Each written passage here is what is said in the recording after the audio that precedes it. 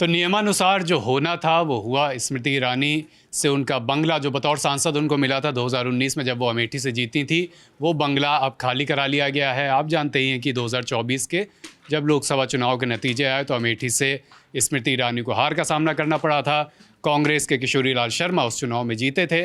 बंगला खाली करना अपने आप में एक बड़ा, एक सिंबॉलिक भारतीय राजनीति में माना जाता है। जब बंगला खाली कराया जाता है तो चूंकि ये रहता नियमानुसार है, लेकिन उसको राजनेता अपने अपने हिसाब से परिभाषित करते हैं। नियम क्या कहते हैं, बंगला किस आधार पर मिलता है, क्या एक तरह का होता है या ज़्यादा तरह का होता है, ये सब हम जानेंगे। हमारे साथ अभिनव हैं, अभिनव से इस बारे में विस्तार से बात करेंगे। अभिनव, देखिए, स्मृति ईरानी जी का बंगला जो खाली हो रहा है, सिर्फ स्मृति ईरानी जी का ही नहीं खाली हो रहा है, जो सांसद चुनाव हारे हैं उन सबको बंगला खाली करना पड़ेगा। और इसके अलावा जो मंत्री भी जितने हैं, जो चुनाव हार गए, जैसे आर.के. सिंह, अर्जुन मुंडा, महेंद्रनाथ पांडे, संजीव बालियान, राजीव चंद्रशेखर, कैलाश चौधरी, अजय मिश्रा टेनी, वी मुरलीधरन और भी निशित प्रमाणिक, ये सब तमाम लोगों को बंगला खाली करना पड़ेगा।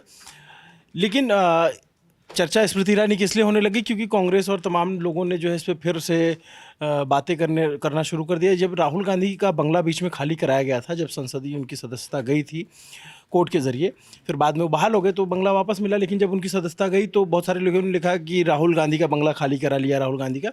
तो स्मृति ईरानी ने कमेंट किया था उस वक्त कि ये देश का बंगला है, लोगों का बंगला है, राहुल गांधी का नहीं है। और अब उसको लेकर के कांग्रेस के कुछ समर्थक या कांग्रेस के लोग उस पर टिप्पणी कर रहे हैं। लेकिन ये कोई ऐसा अप्रत्याशित चीज़ नहीं है। हर किसी को जो भी चुनाव हारता है उसको बंगला खाली करना पड़ता है। और सबको नोटिस जारी कर रखा था विभाग ने। और जो डिपार्टमेंट ऑफ स्टेट होता है, डिपार्टमेंट ऑफ स्टेट जो होता है वो बंगले अलॉट करता है, और उसने सभी जो हारे हुए लोग हैं उनको बंगला खाली करने का आदेश 11 जुलाई तक का समय उन्हें दिया था, तो उन्हें खाली करना था।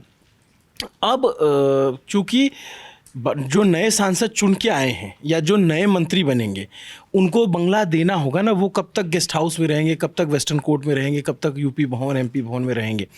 तो उस प्रक्रिया के तहत ये एक डिपार्टमेंट है जो ministry of urban and housing affairs के तहत काम करता है। और ये 1922 में बना था, लेकिन तब से मतलब ये अंग्रेज़ों के टाइम पे ये बन गया था और ये तब से काम करता आ रहा है। और इसका एक रूल्स है, रूल जो 1963 का नियम है, उसके तहत जो दिल्ली, जो केंद्र सरकार के अधीन जो दिल्ली आती है, जिसको लुटियंस दिल्ली कहा जाता है, जो आर्किटेक्ट लुटियन जिन्होंने बनाया था, जिनकी पात्रता होती है उनको बंगला दिया जाता है। बंगला भी, उसमें भी सीनियरिटी देखी जाती है। जैसे कोई पहली दफ़ा का सांसद है, पहली बार जीत के आ रहा है, तो क्योंकि इतने बंगले नहीं हैं कि सबको मिल सके, और अभी तो फ़िलहाल सबको मिल भी जा रहा है। आने वाले दिनों में जब डिलिमिटेशन होगा और सीटें बढ़ जाएंगी तो फिर और नए सिरे से प्लानिंग करना होगा, क्योंकि नए सिरे से ज़्यादा संख्या में सांसद चुन के आएंगे। तो इसमें जो नए सांसद होते हैं उनको फ्लैट्स दिए जाते हैं, जो 2 टर्म 3 टर्म हो जाते हैं। उसमें भी कुछ कैटेगरी होती है, कुछ तो उसके हिसाब से उनको बंगले अलॉट किए जाते हैं। टाइप 1 से टाइप 4 तक जो बंगले होते हैं वो आमतौर पर सरकार के, जो केंद्र सरकार के कर्मचारी होते हैं, अधिकारी होते हैं, उनको मिलता है। तो टाइप 5 और टाइप 7, 8 तक के जो बंगले होते हैं वो सांसदों, केंद्रीय मंत्री, राज्य मंत्रियों को आवंटित किए जाते हैं। और जो मतलब टाइप 7 तक, टाइप 8 का बंगला और अच्छा माना जाता है, वो एकदम जिसमें कैबिनेट मंत्री रहते हैं, जिसमें सुप्रीम कोर्ट के जज रहते हैं, जिसमें पूर्व प्रधानमंत्री रहते हैं या पूर्व उपराष्ट्रपति को जो बंगले, उनका बंगले नहीं खाली कराए जाते। अगर वो पूर्व प्रधानमंत्री कोई है तो जब तक जीवित रहेंगे तब तक उनको एक बंगला मिलता है सरकार की तरफ से, पूर्व राष्ट्रपति हो या पूर्व उपराष्ट्रपति हो। वित्त आयोग के चेयरमैन को बंगले मिलते हैं। और जो ये बड़े बंगले होते हैं उसमें 5 बेडरूम बताया जाता है, टाइप 7 में 4 बेडरूम बताया जाता है, दोनों टाइप के।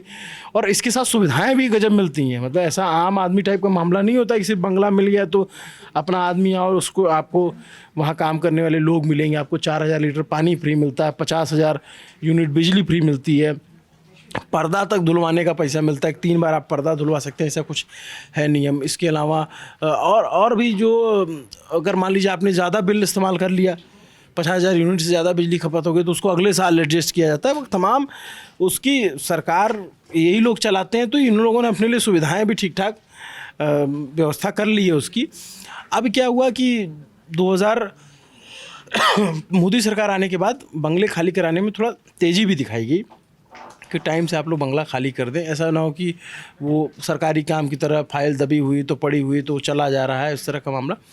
तो जब 2014 में ही सरकार आई थी तो बहुत सारे सांसद बदल गए थे ना, बहुत सारे लोग हार गए थे चुनाव, कांग्रेस 44 पे आ गई थी, तो 400 के करीब बंगले तब खाली कराए गए थे। इस बार तो खैर इस बार जैसे बीजेपी की भाई पिछली बार ज़्यादा सांसद थे, अब इसकी बार 240 आ गए तो कई बंगले उनके भी खाली होंगे। और नियम शायद ऐसा कुछ बना दिया गया था कि 3 महीने जिसे नोटिस दिया और आपने नहीं खाली किया तो 10 लाख का जुर्माना भी लगता है, इस तरीके की भी चीज़ें हैं। तो स्मृति ईरानी जी का बंगला उसी कड़ी में खाली हुआ है।